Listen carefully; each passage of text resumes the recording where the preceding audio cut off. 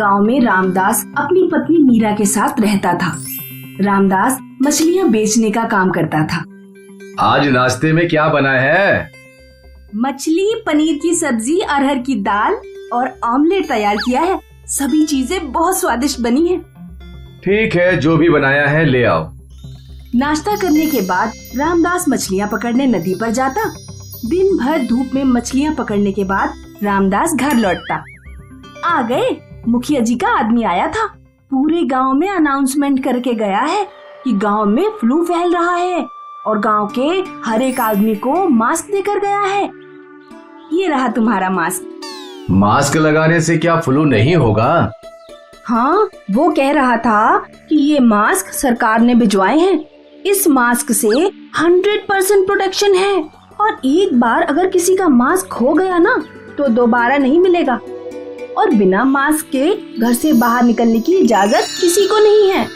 ठीक है, अब सूचनाएं देना बंद करो और खाना लगाओ। क्या बनाया है? आलू, गोभी, मटर, टमाटर, टिंडे, भिंडी और मछलियाँ मिलाकर बहुत बढ़िया मिक्स वेज बनाई है। ठीक है, जो भी बनाया है ले आओ। अगले दिन गांव में सब मास्क पहनकर घूम रहे होते हैं। रामदास भी मास्क पहनकर मछलियाँ पकड़ने निकलता है। रामदास जब शाम को जाल से निकालकर मछलियाँ बाल्टी में डाल रहा होता है तो वो देखता है कि एक मछली के मुंह में सोने की अंगूठी है। रामदास अंगूठी देखकर चौंक जाता है। वो अंगूठी लेकर अपने घर पहुंचता है। देखो, आज मुझे मछली के मुंह में क्या मिला है, एक सोने की अंगूठी। ईश्वर ने जरूर तुम्हें तुम्हारी ईमानदारी और मेहनत से खुश होकर दिया है। रामदास उस अंगूठी को बेचकर एक बड़ा सा घर बनाता है और एक कार भी खरीद लेता है। अब रामदास कार से मछलियाँ पकड़ने जाता और मछलियों को कार में रखकर ही घर ले आता। इस तरह रामदास और उसकी पत्नी खुशहाल जीवन बिताने लगे। रामदास के पड़ोस में राघव नाम का एक दूधिया रहता था। राघव रामदास से बहुत जलता था। रामदास ने तो मछलियों का व्यापार करके महल खड़ा कर लिया और मैं अभी झोपड़ी में ही पड़ा हूँ। ये मेरी गाय तो बिल्कुल दूध ही नहीं देती, इसी के कारण मैं गरीब हूँ। लेकिन रामदास को गरीब बनाने का एक उपाय है। गांव में फ्लू फैला हुआ है, अगर मैं उसका मास्क चुरा लूं तो रामदास घर से बाहर ही नहीं जा पाएगा। रात में जब रामदास उसकी पत्नी सो जाते हैं तो राघव रामदास के घर में घुस जाता है और रामदास और उसकी पत्नी का फेस मास्क चुराकर अपनी गाय को खिला देता है।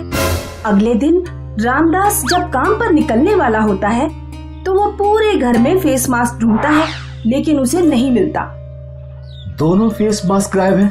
अब मैं बाहर मछली पकड़ने कैसे जाऊं? और फ्लू तो साल भर खत्म होने वाला नहीं है। रामदास अपने पिता की फोटो के सामने रोने लगता है। तभी रामदास के पिता की आत्मा प्रकट होती है। रो मत बेटे और बहू, मैं तुम्हें जादुई मास्क देता हूँ, वो बहुत सारे काम कर सकता है। पिताजी की आत्मा रामदास और उसकी पत्नी को एक जादुई मास्क देकर गायब हो जाती है।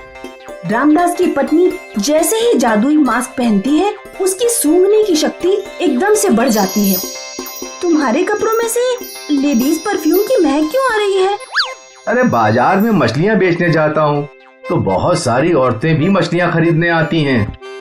थोड़ी दूर से मछलियाँ बेचा करो उन्हें।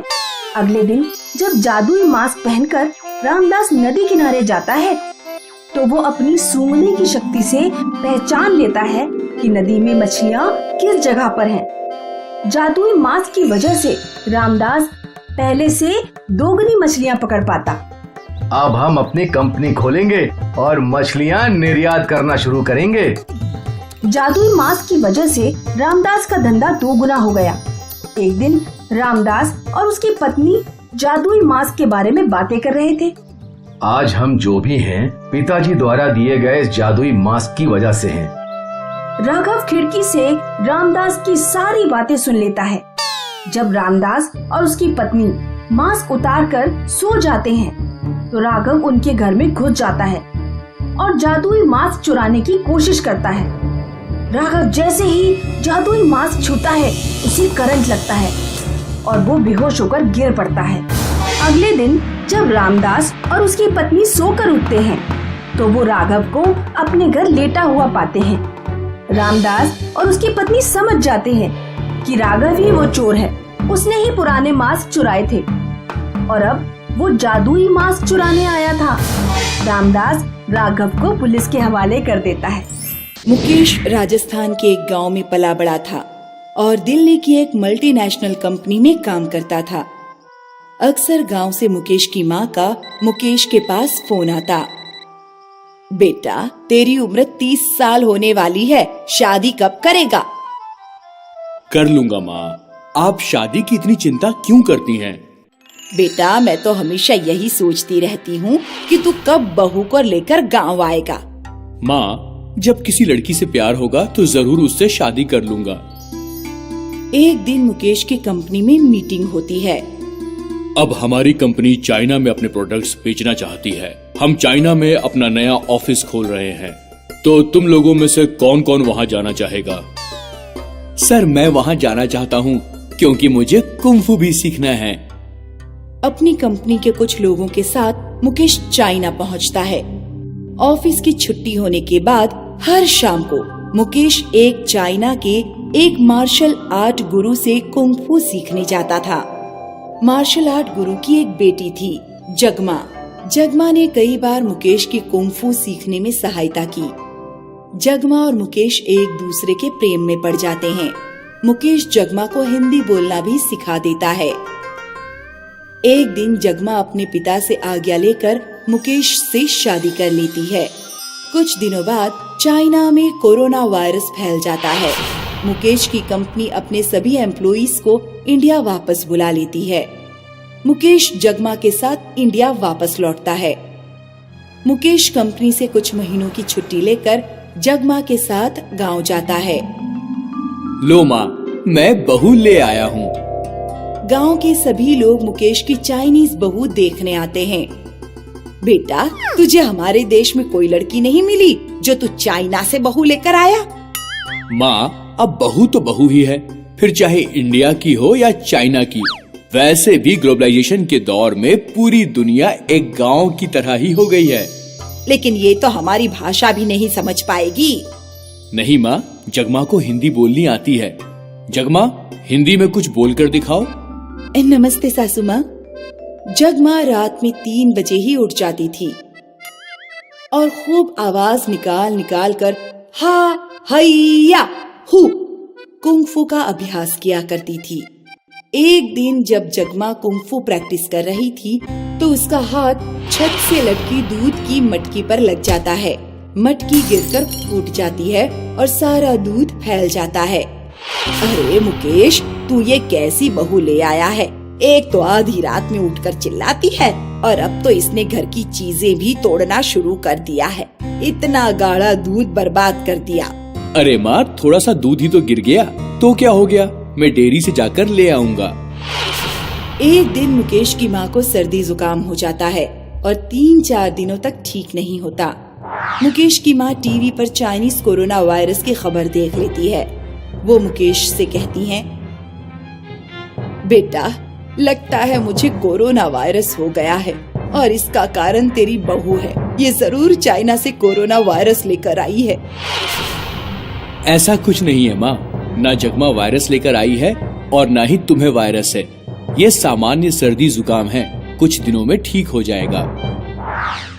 मुकेश की माँ की बात पूरे गांव में फैल जाती है।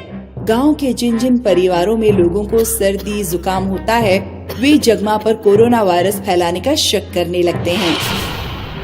एक दिन गांव के कुछ लोग मुकेश के घर आकर कहते हैं, अपनी बहू को गांव से बाहर निकालो, ये गांव में वायरस लेकर आई है। तुम लोगों को ऐसा कहने का कोई अधिकार नहीं है। चलो हॉस्पिटल चलते हैं और जांच करा के देखते हैं। मुकेश जगमा को लेकर हॉस्पिटल जाता है और उसके पीछे कुछ गांव वाले भी जाते हैं। जगमा की जांच होती है।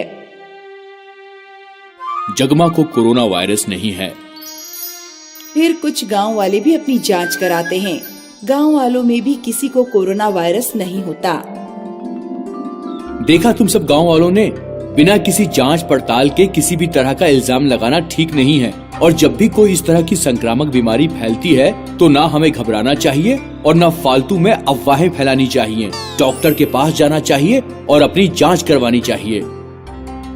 सभी गांव वाले जगमा से माफी मांगते हैं। मुझे माफ कर देना बेटी। कोई बात नहीं सासू माँ,